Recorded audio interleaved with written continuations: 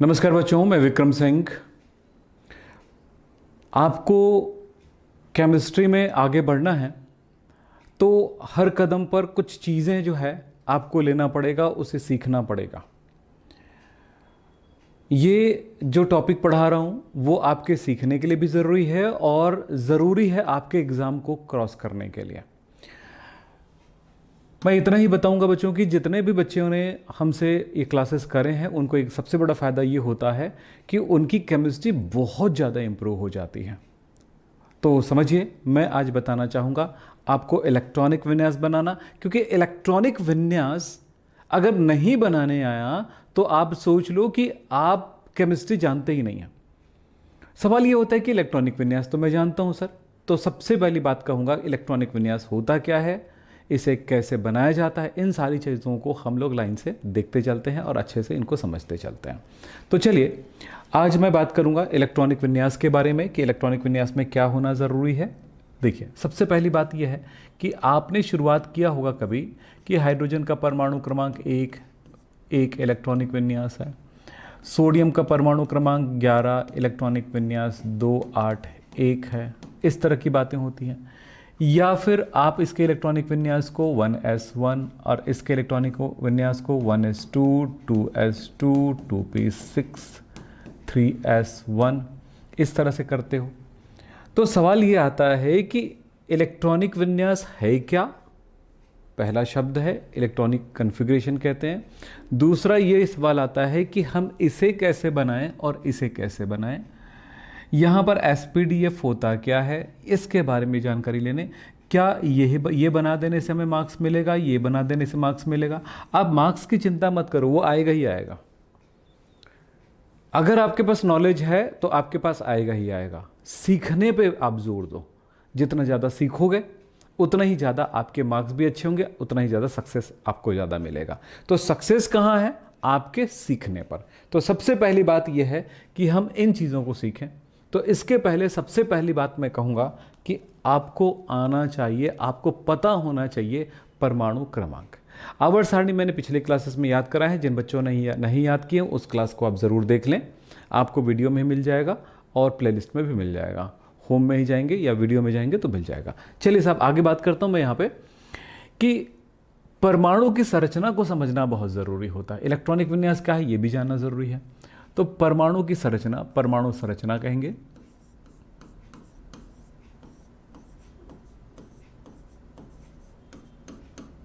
Atomic structure,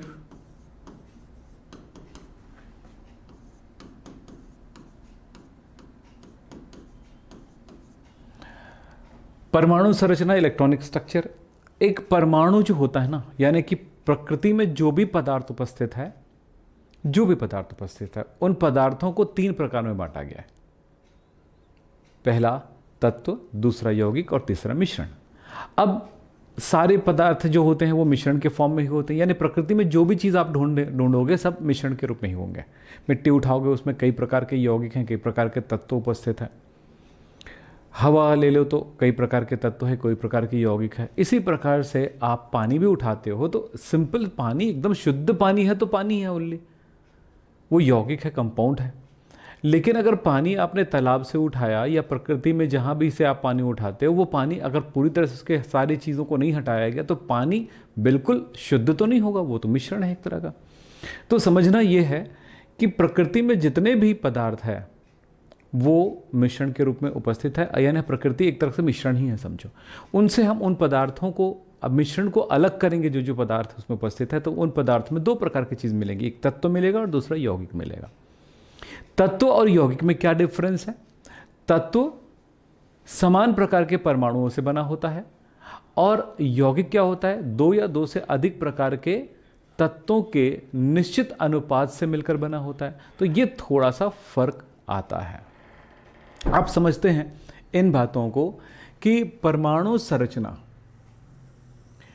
कोई भी तत्व हो, जैसे मैं सोडियम कहता हूं तो सोडियम को हम संकेत देते हैं Na से, हाइड्रोजन कहता हूं तो H से, ऑक्सीजन कहता हूं तो O से, नाइट्रोजन कहता हूं तो N से। आयरन यानी लोहा एक तत्व है, गोल्ड एक तत्व है, सिल्वर एक तत्व है। ये सभी चीज़ें आवर्त सारणी में मिलती हैं। तो तत्व कहाँ मिलता है? तत्व या एलिमेंट कहते हैं इसको। एलिमेंट्स मिलते हैं कहाँ पे?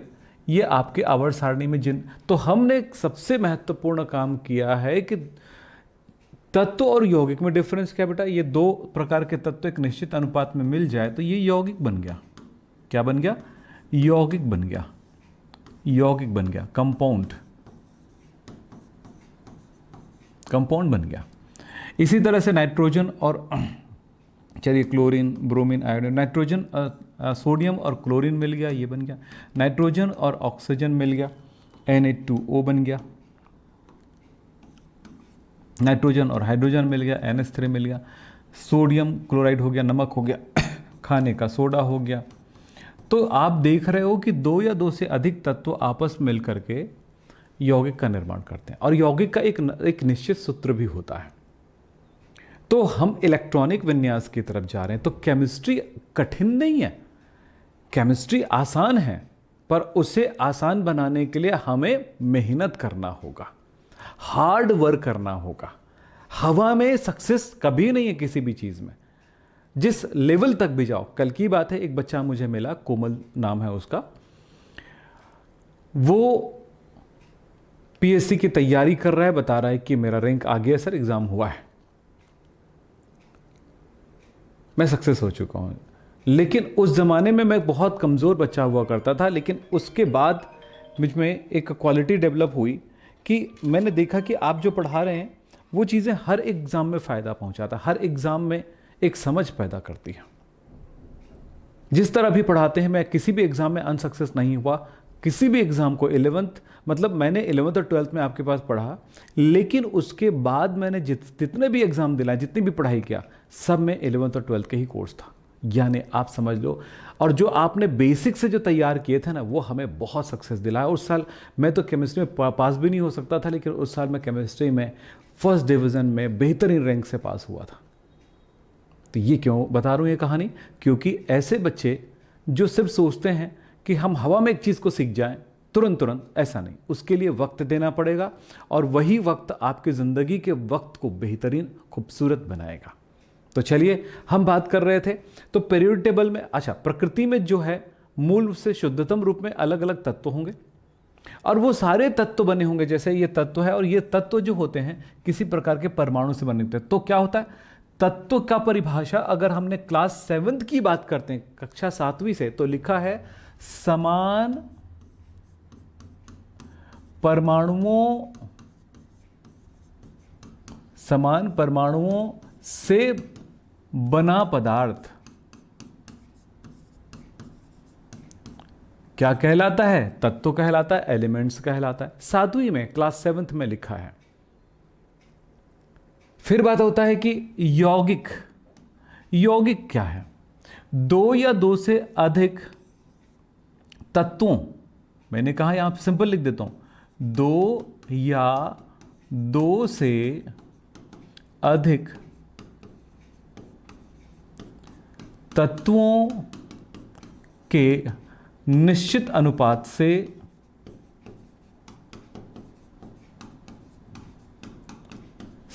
बना पदार्थ तत्व यौगिक कहलाता है, कंपाउंड कहलाता है। आपने किसी भी यौगिक को देखा हो तो एक फॉर्मूला की बात आती है। शक्कर कंपाउंड है, एसिटिक एसिड सिरका एक कंपाउंड है, अल्कोहल एक कंपाउंड है, खाने का सोडा कंपाउंड है, साबुन एक कंपाउंड है, तेल एक कंपाउंड है। तो कोई भी पदार्थ होगा, कोई ना कोई यौगिक होगा या तत्व होगा। तो हम तत्व के बारे में बात करें, जब हम पूरी केमिस्ट्री को समझना चाहते हैं तो बड़ी चीज़ों को पकड़नी, छोटी सी चीज़ों को पकड़ना जरूरी होता है। जैसे एक पूरा मकान बनाना होता है तो छोटा सा नक्शा बना दिया जाता है या छोटा सा मॉडल बना दिया जाता है, फिर उस मकान को हम समझ लेते हैं, फिर उसी चीज़ को हम प्रतिकृति तैयार कर लेते हैं बड़ी सी। वही बात जब हम पूरी केमिस्ट्री को समझना चाहते हैं, इस विशाल रसायन को समझना चाहते हैं, इस विज्ञान को समझना चाहते हैं, तो हमें छोटा सा काम करना पड़ेगा। वो है उसकी बारीकियों को समझने के लिए उसकी छोटी सी चीज़ यानी कि परमाणु तक जाना होगा, और परमाणु की पूरी संरचना कैसी होगी वो जानना होगा। तो चले परमाणु की संरचना की तरफ चलते हैं। तो तत्व जो होता है वो किससे बना होता है? परमाणु में होती हैं, यानी समान प्रकार के परमाणु में। तो इसके परमाणु की क्या विशेषता होगी? सोडियम परमाणु की क्या विशेषता होगी? सोडियम, कोई भी परमाणु जो बनता है, परमाणु 3 चीजों से बनता है, इलेक्ट्रॉन, प्रोटॉन तथा न्यूट्रॉन से बनता है, तब ये बनता है परमाणु। इलेक्ट्रॉन, प्रोटॉन और न्यूट्रॉन से बनता है परमाणु। इलेक्ट्रॉन, प्रोटॉन, न्यूट्रॉन में इलेक्ट्रॉन और प्रोटॉन की संख्या बराबर होती है, जबकि न्यूट्रॉन की संख्या बराबर इसके आसपास के अंक में होता है। कभी बराबर भी हो सकता है और अधिकांश जगहों पर बराबर नहीं भी होता है ना। तो ये होता है परमाणु। तो परमाणु में 2 भाग होते हैं, एक होता है मध्य वाला भाग जिसको हम नाभिक कहते हैं, ये पॉजिटिव चार्ज होता है, और बाहर, उसके बाहर इलेक्ट्रॉन रहते हैं। तो बाहर जो इलेक्ट्रॉन रहते हैं एक निश्चित जगह पे रहते हैं, कि परमाणु का नाभिक है, इलेक्ट्रॉन इन जगहों पर रहेगा या कुछ दूरी पर रहेगा, इस तरह से। तो जहाँ पर इलेक्ट्रॉन रहते हैं वो एक जगह स्थिर नहीं रहते हैं, वो गतिशील रहते हैं। इसलिए हमने आपको पता होगा, जब परमाणु की संरचना बनाते हैं तो एक नाभिक बनाते हैं और चारों तरफ ऐसे गोला बना देते हैं। ये जो गोलाएं हैं, ये जो वृत्ताकार जो संरचना दिखाई दे रही है, ये सिर्फ रास्ता है। रास्ता है किसका?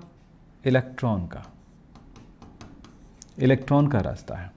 इलेक्ट्रॉन का रास्ता है जहां पर इलेक्ट्रॉन गतिशील रहती है। तो हम ये रास्तों को गोला गोला बनाते हैं। तो नाभिक के चारों ओर कई रास्ते हैं और इन रास्तों पर इलेक्ट्रॉन गतिशील रहता है। ये बात मैं क्यों बता रहा हूं आप समझेंगे। और इन रास्तों को कहा जाता है, इसी को कहा जाता है ऊर्जा स्तर। क्योंकि नाभिक के नजदीक वाला जो रास्ता है उसका नंबर है 1, उसके बाद 2, 3, 4, यानी नंबरिंग बाहर से अंदर की ओर नहीं करते हैं, नाभिक की तरफ से बाहर की ओर करते हैं। क्योंकि कोई परमाणु अगर ऐसा हो जिसमें कम इलेक्ट्रॉन है तो एक ही रास्ता हो सकता है, जिसमें ज़्यादा इलेक्ट्रॉन है तो अलग अलग रास्तों पर इलेक्ट्रॉन गति कर सकती है। तो जो नज़दीक रहेगा जितना, उसकी ऊर्जा कम होगी, बाहर वाले की ज़्यादा होगी और उसकी ऊर्जा ज़्यादा होगी। सिंपल से एक समझ लो, एक छोटा सा आपने पत्थर लिया, उसे रबर के रस्सी से बांध दिया, रबर से बांध दिया। रबर से बांधने के बाद उस रस्सी पर आप उस पत्थर पर कम ऊर्जा देते हो, थोड़ी थोड़ी इसको हिलाते हो तो क्या करती है? घूमने लगती है। ज़्यादा ताकत लगाते हो तो वो थोड़ा दूर घूमने लगती है, और ज़्यादा ताकत लगा घुमाते हो तो घूमती तो है लेकिन वो थोड़ी दूर चली जाती, क्योंकि रबर लचीला होता है तो थोड़ा सा दूरी फैलेगा। तो आपने क्या देखा? आपने देखा कि कम एनर्जी डालने पर वो कम दूरी पर घूम रही होती है। तो जिसकी एनर्जी कम होती है जिन इलेक्ट्रॉनों की, वो छोटे ऊर्जा स्तर में घूमेगा। जिसकी एनर्जी ज़्यादा होती है जिस इलेक्ट्रॉन की, वो दूर पे घूमेगा। और जिसकी एनर्जी, तो ऊर्जा जिसकी ज़्यादा होगी वो उतना दूर जाएगा। सो यहाँ से अंदर से बाहर की तरफ ये नंबरिंग करते हैं हम। तो कहाँ से कहाँ तक पहुँचे? ब्रह्मांड की रचना से लेकर के यौगिक और परमाणु तत्व तक पहुँचे। तत्व बना होता है परमाणु से, तो परमाणु तक हम पहुँचे हैं। इस बात को आपको गहराई से समझना होगा, सीखना होगा, ठीक है। अब मैं इसी चीज़ को आगे इसके डिटेल में जाता हूं, परमाणु की संरचना को आगे एक बार और समझाता हूं। परमाणु संरचना को अच्छे से समझ लें तो आपको हर एक चीज़ अच्छे से समझ में आना शुरू हो जाएगा। परमाणु संरचना, एटॉमिक स्ट्रक्चर, परमाणु की संरचना कैसी होगी वो हम समझना शुरू करते हैं। तो सबसे पहला काम है कि हमने बताया कि परमाणु में नाभिक होता है। इस नाभिक के अंदर प्रोटॉन और न्यूट्रॉन होते हैं और ये सब बाहरी जगहों पर इलेक्ट्रॉन्स होते हैं। इन जगहों पर इलेक्ट्रॉन्स होते हैं, यानी ऊर्जा स्तरों में इलेक्ट्रॉन्स होते हैं। ऊर्जा स्तर के जो रास्ते हैं ना, इस रास्ता को ही हम क्या कहेंगे? कक्ष कहते हैं।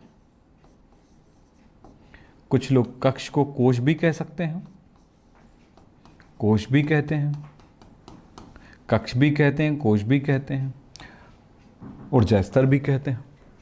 तो इस तरह से एक ही चीज़ के कई नाम हो सकते हैं, इसमें कंफ्यूज होने की ज़रूरत नहीं है। तो आपने देखा ये सारी चीज़ें। फिर बात करूंगा परमाणु की संरचना रियल में होगा कैसा। तो फिलहाल एक बार समझें और पूरी डिटेल में उस चीज़ को समझने की कोशिश करें। फिर इलेक्ट्रॉनिक विन्यास जब बनाएंगे ना तो आपको कोई हरा नहीं सकेगा। एक बार ठीक से समझने के बाद इलेक्ट्रॉनिक विन्यास में कोई गलती नहीं होती है। यानी हमको समझना कैसे है, एक एक चीज़ों को बारीकी से समझते जाना है। चलो, पहली बात, ये नाभिक है, इसमें प्रोटॉन और न्यूट्रॉन होते हैं, है ना। तो इसको थोड़ा सा बढ़िया सा बना देते हैं। इसके चारों ओर वृत्ताकार पथ होता है, रास्ता होता है। इस रास्ते पे इलेक्ट्रॉन घूमते रहते हैं। तो नाभिक से कुछ दूरी पर इस तरह से कई रास्ते होते हैं। इन रास्तों को हम कहते हैं ऊर्जा स्तर या कक्ष। ये लीजिए। अब यहीं पर समझना, इसको हमने क्या कहा बेटा? इन रास्तों को हमने क्या कहा? ऊर्जा स्तर कहा, या कक्ष कहा, है ना, या हम कोश भी कह सकते हैं। ये कुछ नाम से हम जान सकते हैं। इन कोशों को नाम दिया गया है, इसको हम स्मॉल n से दर्शाते हैं। तो स्मॉल n का मान 1, 2, 3 आदि हो सकते हैं। क्या बोला मैंने? थोड़ा सा साफ सुथरा और लिख देता हूं।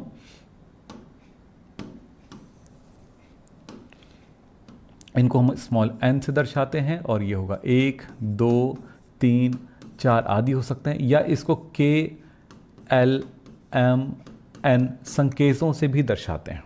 तो क्या होगा? जैसे मैं यहां पर दिखाना चाहूं तो इसको क्या है? पहला ऊर्जा स्तर को K, दूसरे को L, फिर M, N, O, P इस तरह दर्शा सकते हैं। K, L, M, N, O, P, Q, R जो भी हो, जितना लंबा हो सके। या इसका हम और कैसे दर्शा सकते हैं? 1, 2, 3, 4, 5, 6, 7, 8 नंबर से भी दर्शाते हैं। ये है ऊर्जा स्तर कह सकते हैं, कक्ष कह सकते हैं, कोश कह सकते हैं, जो मर्जी कह सकते हैं।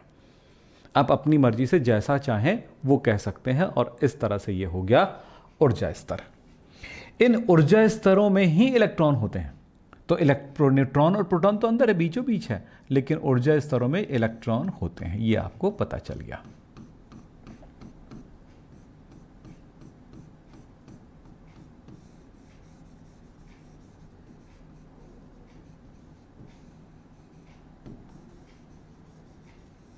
चलिए, तो और हाँ, इसको हमने नाभिक कहा है तो मैं लिख देता हूं, ये नाभिक है,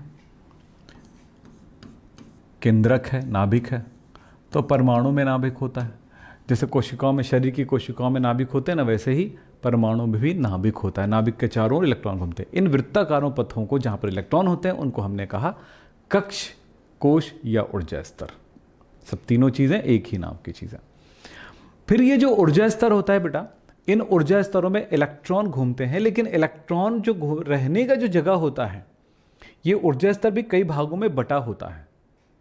तो वो जो भाग है, तो ये उन भागों को कहा जाता है उप ऊर्जा स्तर। तो ये जो ऊर्जा स्तर है वो कई भागों में बटा होता है, इसको कहते हैं उप ऊर्जा स्तर। उप ऊर्जा स्तर को स्मॉल l से दर्शाते हैं और इसका मान होता है SPDF। जैसे ऊर्जा स्तर का हुआ उप ऊर्जा स्तर। इसी तरह अगर मैं इसको कक्ष कह रहा हूं तो इसको उपकक्ष भी कह सकते हो। कोश बोले तो उपकोश भी कह सकते हो, इसको उपकोश भी कह सकते हो, उप ऊर्जा स्तर भी कह सकते हो। नाम में बस उप लगाना है, बात समझो, उप लगाना है। तो ये SPDF है। अब समझो इसमें जो ऊर्जा स्तर है उसमें इलेक्ट्रॉन्स आते हैं, लेकिन वो इलेक्ट्रॉन कहां रहेंगे? उपकोश में रहेंगे। इसको हमने और क्या नाम दिया है?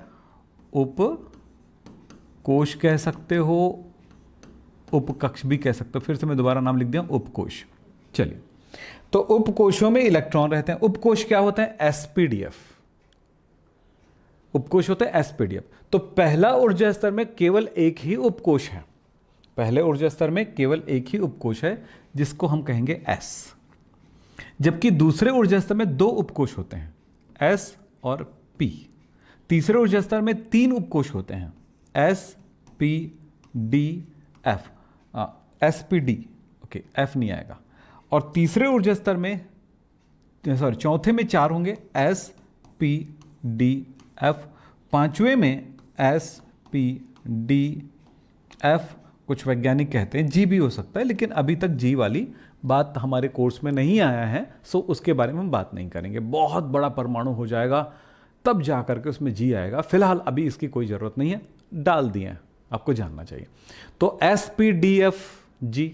किसी ने पूछा भैया कि एस के बाद पी आता है, पी के बाद डी आता है, डी के बाद एफ आता है, तो एफ के बाद में पांचवा उपकोष क्या हो सकता है?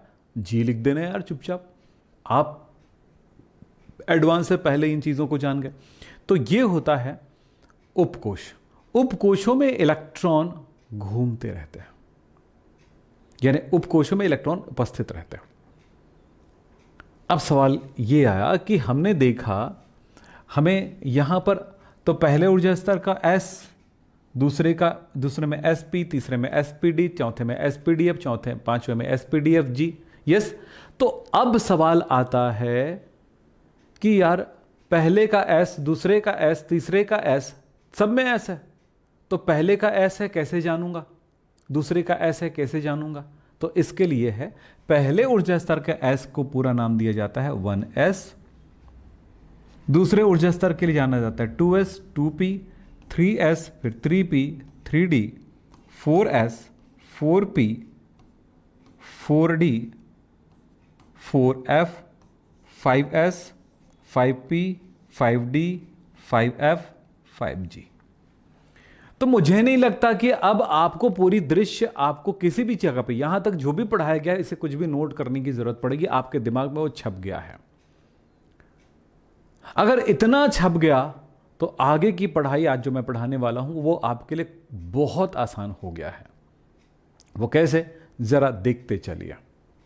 पहली बात क्लियर हो गया आपको कि ये परमाणु की संरचना कैसी होगी, उस परमाणु में जो उपकोष है कैसे लाइन से आते हैं। कैसे लाइन से आते हैं बेटा, देखा आपने, पहले 1S आता है, फिर 2S, 2P आता है, फिर कौन आएगा 3S, 3P, 3D आता है, उसके बाद कौन आएगा, चौथे ऊर्जा स्तर में 4 उपकोष होंगे ना, तो क्या होगा 4S, 4P, 4D, 4F, फिर कौन आएगा 5S, 5P, 5D, 5F, फिर कौन आएगा, अगर 5G नहीं लिखते तो भी चलेगा, मैंने बोला ना, और लिखना चाहो तो लिख सकते हो बेटा, लेकिन जरूरत नहीं है वैसे। 5G भी लिख देते हैं, चलिए कोई फर्क नहीं पड़ता। फिर 6S, 6P, 6D, 6F, SPDF हो गया, फिर 6G भी बोल सकते हो, है ना। तो ये है, तो क्या मैं सर H लिख सकता हूँ, आपकी मर्जी यार, लेकिन उतनी जरूरत भी नहीं पड़ती, वैसे F तक ही पढ़ना है हमें, हमने आपको थोड़ा एडवांस बात कर दिया। बिना याद करे पूरी लाइन याद हो गई आपको। तो परमाणु में उपकक्षकों का क्रम यह है, तो हमने क्या लिखा, परमाणु में उपकोषों का क्रम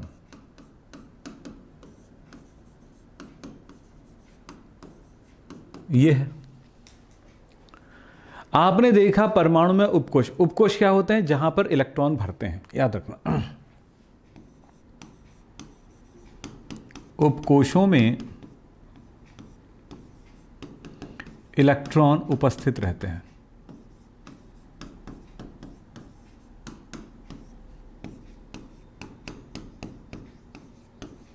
और उपकोष मैंने बताया SPDF, आपको एडवांस में बता दिया जी, जरूरत है नहीं है वो आप जानिए, ठीक। तो इस तरह से अब ये हो गया, परमाणु में आता है पहले, पूरा याद भी हो गया होगा, अगर इसको ना भी देखो तो पूरा याद हो गया है। क्या याद हो गया बेटा, बोलो एक बार, मैं बोल रहा हूं आप भी कोशिश करिए मेरे से पहले कौन आएगा 1S, पहला ऊर्जा स्तर में, P तो रहता ही नहीं है। दूसरे में 2S, 2P, 2S, 2P, 2 ही उपकोष। तीसरे में 3 उपकोष, 3S, 3P, 3D। फिर उसके बाद आएगा चौथा ऊर्जा स्तर 4S, 4P, 4D, 4F। पांचवें में 5 तक भी कर सकते हो, 4 तक भी सकते हो, 5S, 5P, 5D, 5F,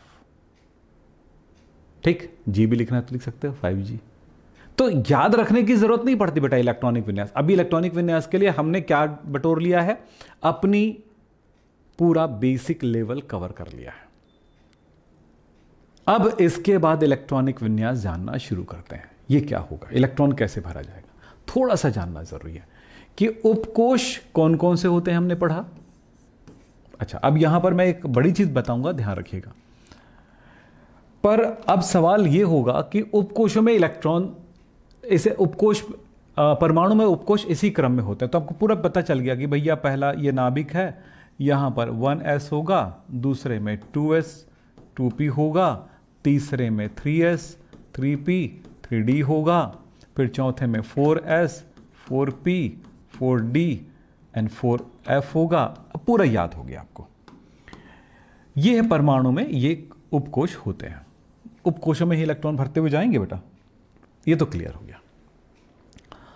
अब समझने वाली बात यह है कि कैसे हम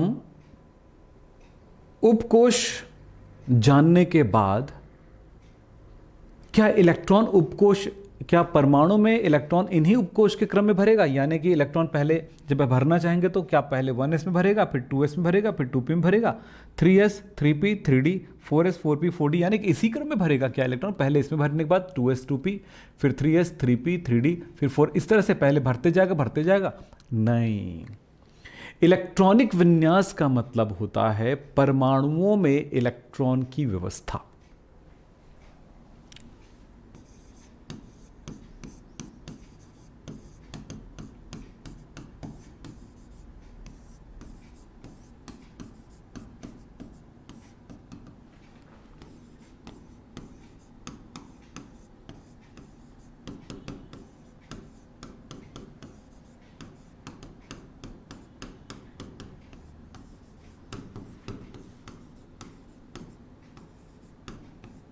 परमाणु में इलेक्ट्रॉनों की व्यवस्था, इलेक्ट्रॉनिक विन्यास का यह मतलब होता है। तो वो परमाणु में इलेक्ट्रॉन की व्यवस्था कैसे होगी, यानी कि वो कैसे अरेंज रहेगा, परमाणु में इलेक्ट्रॉन की अरेंजमेंट कैसा होगा, यह समझना है हमें। तो एक बड़ी मजेदार बात यह होगा कि पहले इलेक्ट्रॉन कहां आएगा? इलेक्ट्रॉन तो ऐसे ही भरेगा ना, इन्हीं कोशों में भरता है। हमने बताया था जहां पे इलेक्ट्रॉन उपस्थित हो तो कोशों में इलेक्ट्रॉन रहते हैं। तो इलेक्ट्रॉन जब भरेगा तो पहले किस में भरेगा? 1s में कि 2s में कि 2p में? भाई इसी बात को समझना है।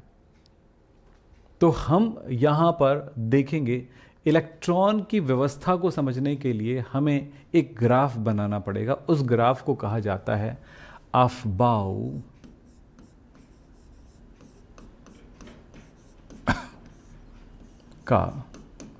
अफबाउ का नियम या अफबाउ का ग्राफ, अफबाउ सिद्धांतानुसार ग्राफ।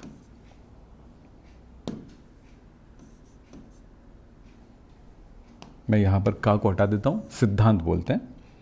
अफबाउ सिद्धांतानुसार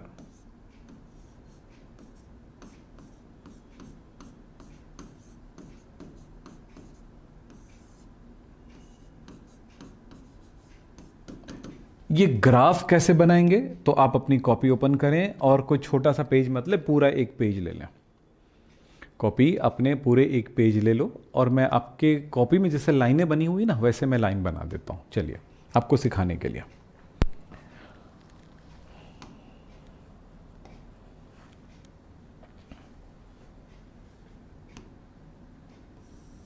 आपकी कॉपी में लाइन बना हुआ है।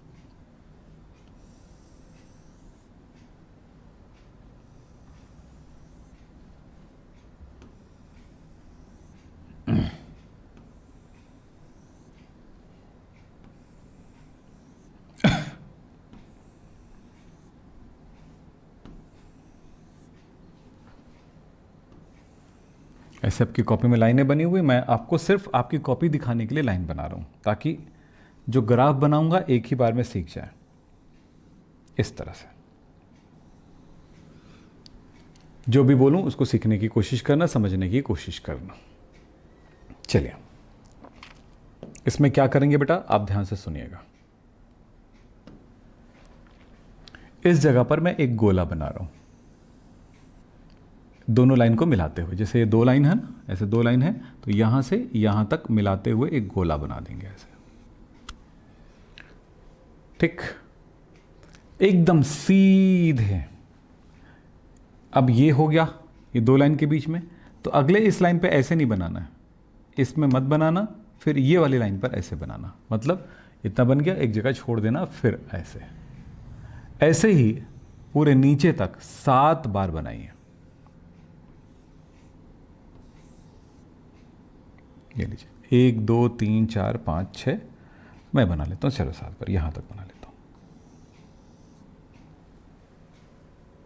एकदम सीध में बनाइए। मेरे से क्या है, बोर्ड है, सीधा लाइन नहीं दिखता, तो थोड़ा इधर उधर हो सकता है, तो आपसे मत गलती हो, थोड़ा क्या हो सके देखो ऐसे लाइन खींच लेना, तो एकदम सीध में आ जाएगा। जैसे मैं आपको दिखाता हूँ एक बार करके, जैसे एक लाइन मैंने खींच लिया ऐसे, तो बिल्कुल वो सीध में ही बना पाऊंगा। फिर उसके बाद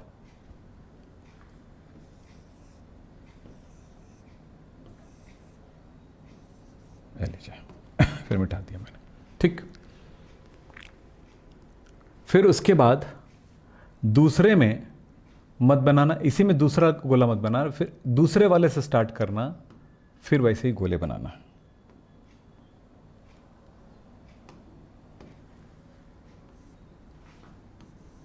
गलती से मीडिया में से, ठीक।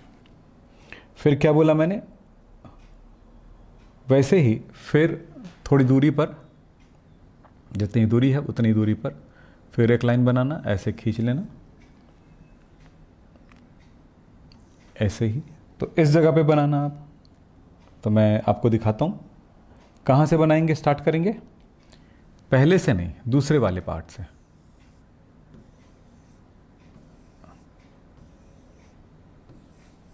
नीचे तक चले जाना, ये लीजिए, सीधा बना लेना। अब एक बार बनाने के बाद ना दूसरी बार में कोई गलती नहीं होगी आपसे, मैं बता रहा हूँ। फिर तीसरे, देखो पहले में एक ही था, ये एक ही गोला, दूसरे में 2 गोले आ गए, तीसरे में से स्टार्ट करेंगे अगला, फिर वैसे लाइन से बना दीजिए। अब समझ में आ गया होगा मैं क्या करूँगा। फिर पहले में 1 है, दूसरे में 2 गोले हैं, तीसरे लाइन में 3 है, चौथे लाइन में 4, तो चौथे से स्टार्ट करेंगे आप।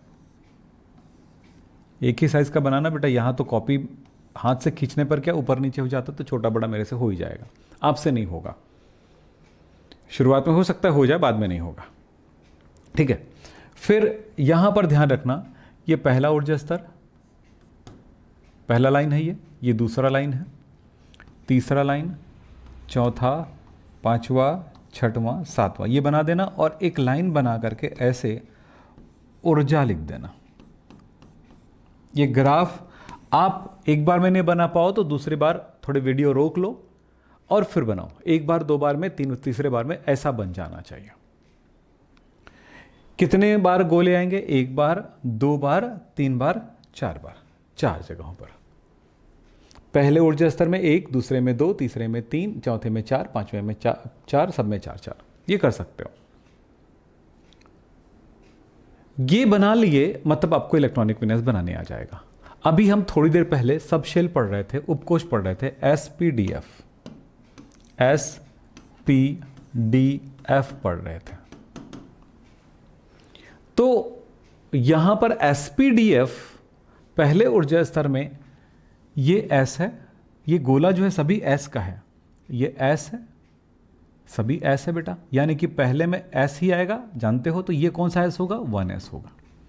या यूं कहूं ये S है, और ये दूसरे में 2 आते हैं ना, S और P आते हैं, तो SP हो गया। तीसरे में कौन आएगा, SPD।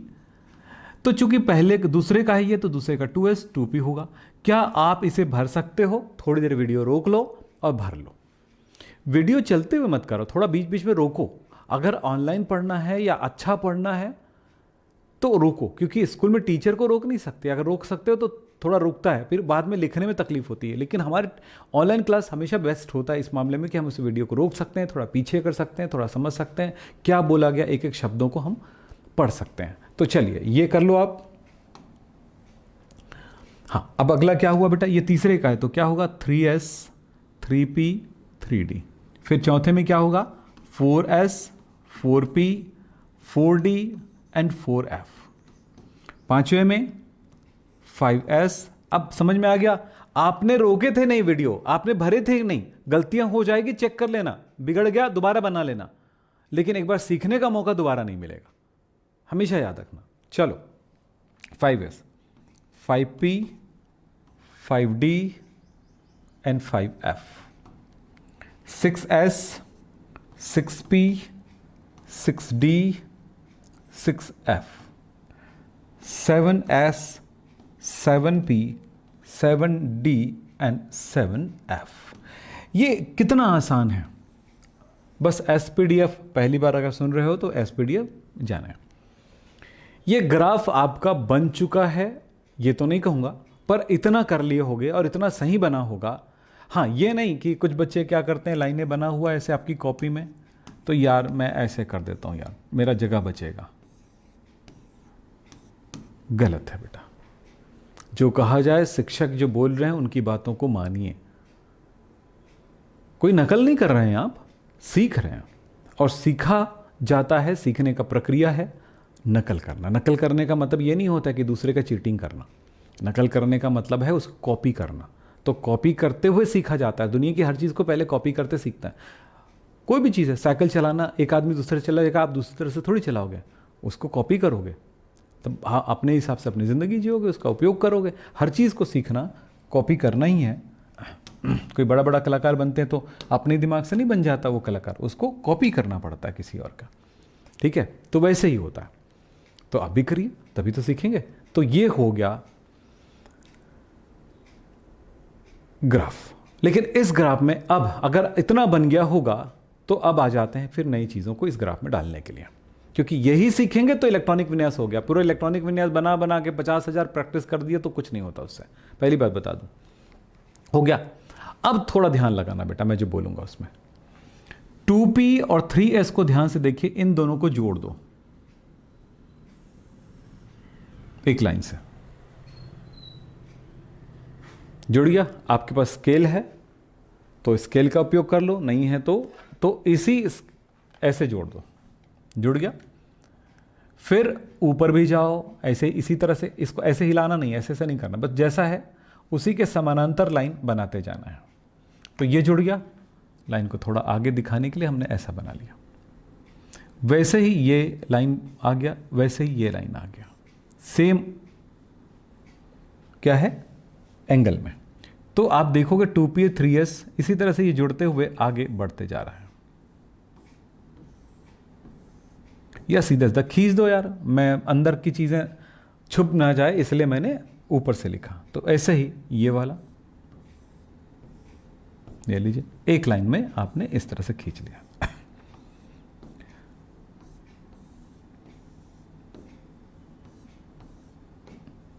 अब बोलेंगे सर जी कहाँ गया?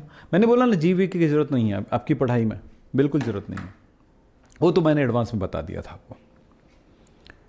तो ये है ग्राफ। अब इस ग्राफ में और एक काम करो, 2P के बाद 3S आता है तो तीर के निशान इसको दर्शा दो। तीर का निशान क्या दर्शाता है?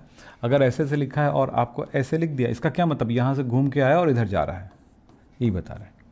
ठीक है, तो तीर का निशान मतलब उधर जाने का रास्ता दिखाता है। सब में ये लीजिए, तीर का निशान एक ही दिशा में लगाइए। ये बताता है कि इधर से इधर जा सकते हो। इससे पता चला कि लाइनें बनी हैं, पहला, दूसरा, तीसरा, ये एक लाइन है, ये दूसरा लाइन है, ये तीसरा लाइन है, ये चौथा लाइन है, पांचवा लाइन है। अब यहां पर यह समझ में आ जाता है कि हमें इस लाइन का उपयोग क्या करना है। उपयोग करना है कि इलेक्ट्रॉन हम चलेंगे इसी रास्ते से। ये पहला लाइन 1S से होकर गुजर गए, पहला लाइन खत्म हो गया तो दूसरा लाइन में आएंगे तो कहां से होंगे? फिर ये 2S से होकर गुजर गया, फिर तीसरा अगले लाइन में जाएंगे 2P 3S जाएंगे, फिर अगले लाइन में जाएंगे 3P 4S में जाएंगे। 3P के बाद 3D में नहीं जाएंगे, 3P के बाद 4S में जाएंगे।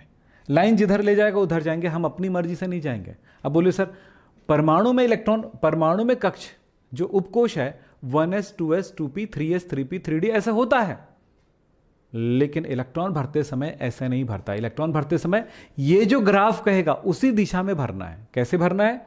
2P के बाद 3S में भरना है। तो पहले यहां से शुरुआत होगी 1S, फिर 2S 2P 3S, फिर 3P 4S। 3P के बाद 3D में नहीं जाएंगे, 3P के बाद 4S, 4S खत्म हो गया, लाइन खत्म हो गया, उसके बाद अगला लाइन है 3D 4P 5S। तो हम यहां पर लिखेंगे इलेक्ट्रॉन भरने का क्रम। परमाणु में इलेक्ट्रॉन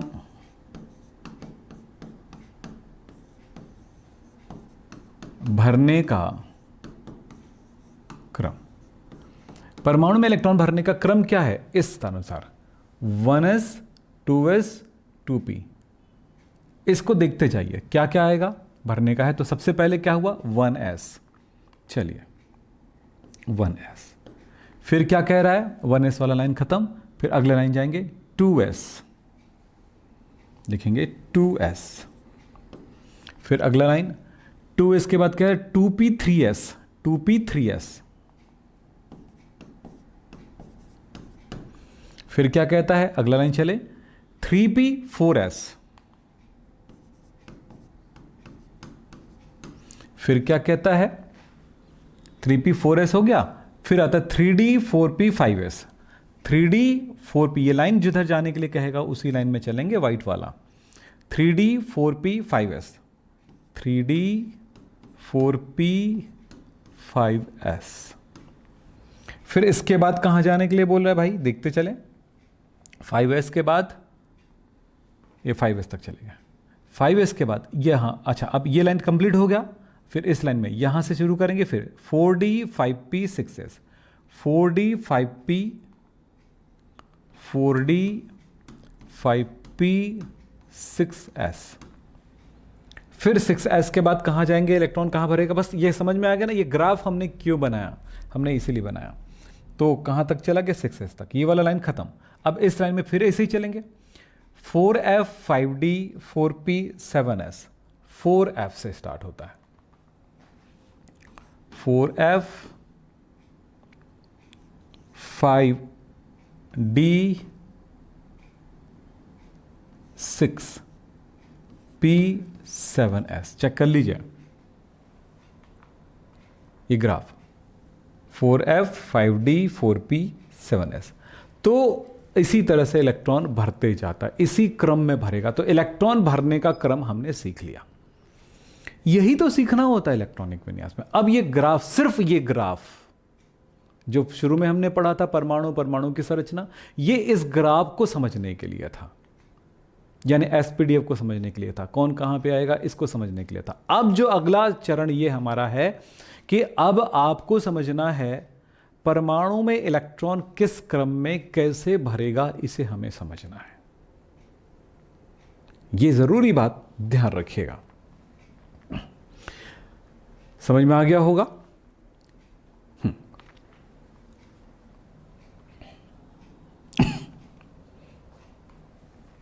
ठीक है, तो इलेक्ट्रॉन आपको इस क्रम में भरना है। अब इस क्रम को हमने यहां पर लिख लिया। तो इलेक्ट्रॉन जब भरेंगे तो पहले 1s में, 2s में, 2p। तो इलेक्ट्रॉन भरने का क्रम हमने कहां से ज्ञात किया था? इस ग्राफ से। अब मैं आपको एक आध एग्जाम्पल बताता हूं, फिर इलेक्ट्रॉनिक विन्यास बनाना आपके लिए आसान हो जाएगा। एक बात और याद रखना, वो ये है, याद रखें,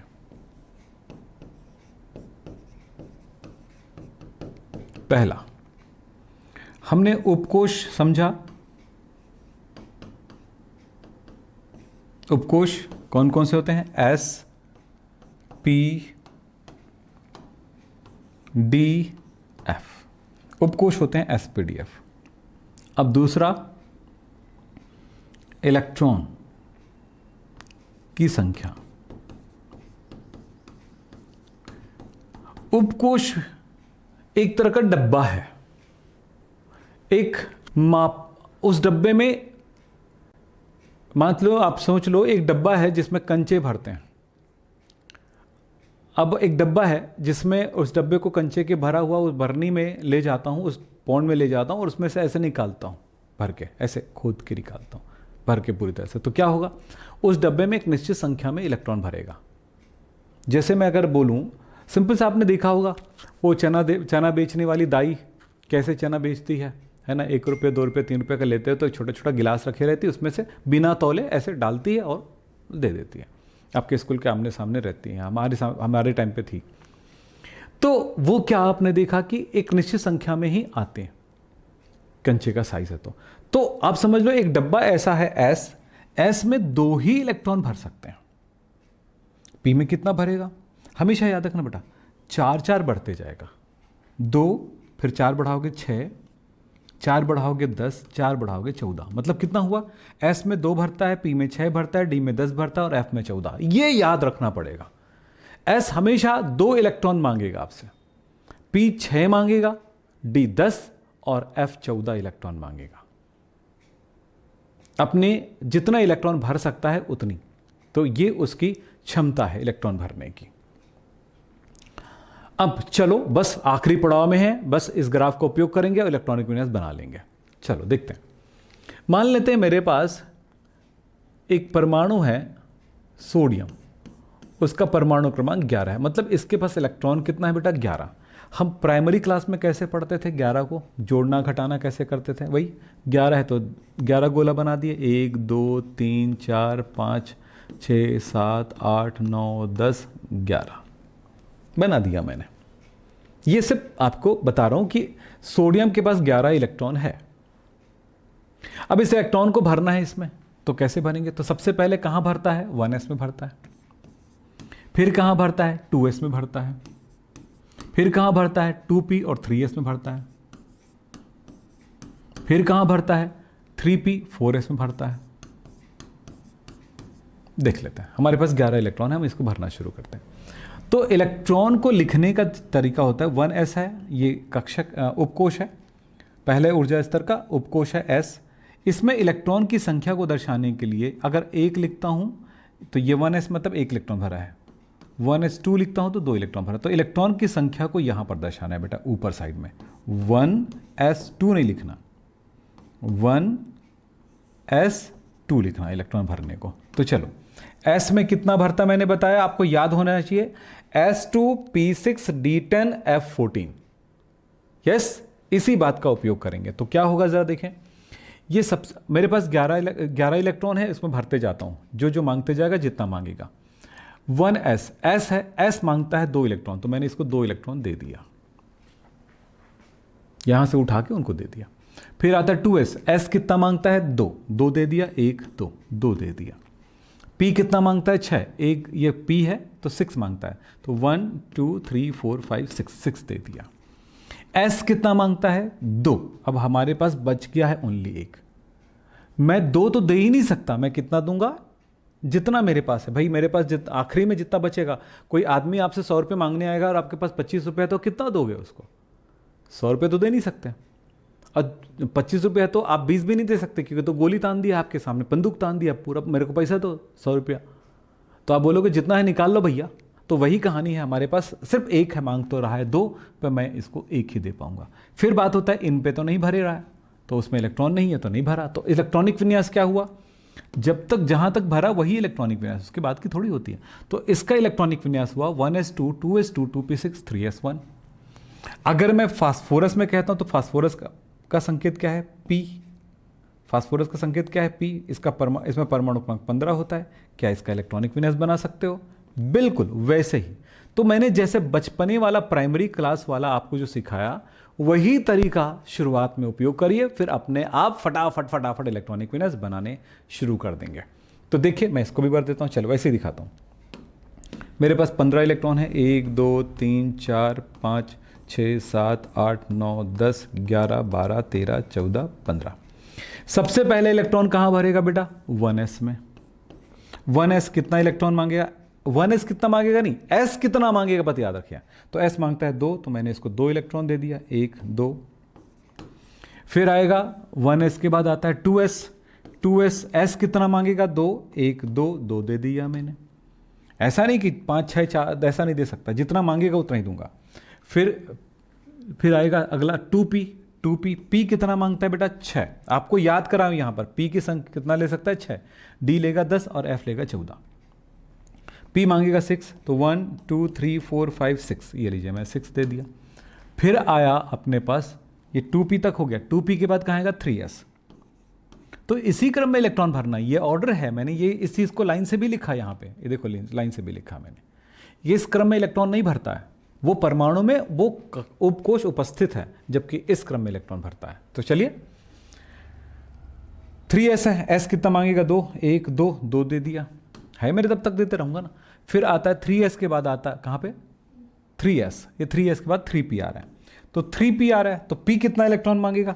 6, पर हमारे पास है ओनली 3, 6 नहीं है, तो मेरे पास 3 है तो 3 ही दे पाऊंगा, तो 3 दे दिया। इस तरह से आप इलेक्ट्रॉनिक विन्यास बना सकते हैं। आपको सरलतम तरीके से बताया, एक प्राइमरी के बच्चे को यह सिखा सकता हूं मैं। अरे प्राइमरी का बच्चा नहीं तो मिडिल का सीख सकता है, लेकिन उसके बाद आप तो 11th 12th में हैं, आपके लिए बहुत आसान है। इलेक्ट्रॉनिक विन्यास ऐसे ही बनाना होगा बच्चों, और इसको थोड़ा सा और आगे ले जा रहा हूं, ध्यान से समझेंगे। इसमें आपने क्या देखा जरा देखिए, वो पुराना वाला तरीका भी यहां से पता चल जाएगा। ये पहला ऊर्जा स्तर है 1 दिखा है, 2 यानी दूसरा ऊर्जा स्तर है, 3 यानी कि तीसरा ऊर्जा स्तर है। पहले ऊर्जा स्तर में कुल इलेक्ट्रॉन 2 है, दूसरे ऊर्जा स्तर में 2 और 6 8 है, और तीसरे ऊर्जा स्तर में केवल 1। तो जो आपने पहले दिमाग लगाए थे ना, आप लोग सीखते थे बेटा, इस तरीके, ये पुराना तरीका है, ये एक नया तरीका है इलेक्ट्रॉनिक विन्यास का। ठीक है, इसका क्या हुआ? पहला ऊर्जा स्तर, दूसरा ऊर्जा स्तर, ये 3 है, तीसरा ऊर्जा स्तर 2। इसमें कितना इलेक्ट्रॉन है जरा देखें, 2 और 6 8, और ये 2 और 3 5।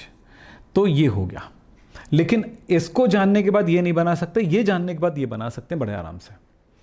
जब 30 40 45 का जब आपको नंबर दूंगा इलेक्ट्रॉनिक विन्यास निकालने के लिए, तो ये तरीका आप कभी भी सही नहीं बनाओगे, गलत बनाओगे।